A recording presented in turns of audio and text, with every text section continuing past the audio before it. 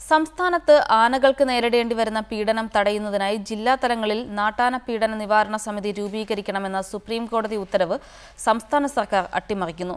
ജില്ലാതല സമിതികൾ രൂപീകരിക്കാനുള്ള നടപടിക്രമങ്ങൾ ആരംഭിക്കാതെ ഫയൽ ചീഫ് സെക്രട്ടറി പൂഴ്ത്തിവച്ചിരിക്കുകയാണെന്നാണ് ആക്ഷേപം.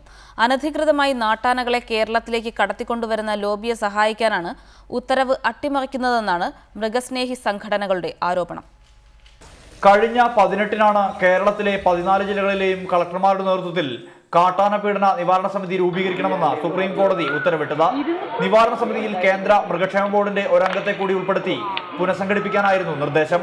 സംസ്ഥാനത്തെ നാട്ടാനകളെ പീഡിപ്പിക്കുന്നത് തടയാൻ ജില്ലാ കളക്ടർമാർക്ക് അധികാരം നൽകുന്നതാണ് സമിതി. ഓഗസ്റ്റ് 19-ന് തന്നെ കേന്ദ്ര മൃഗക്ഷേമ ബോർഡ് 14 ജില്ലകളിലും തങ്ങളുടെ പ്രതിനിധികളുടെ പേരുകൾ നിർദ്ദേശിച്ച് ചീഫ് സെക്രട്ടറിക്ക് നൽകിയ കത്താണിത്.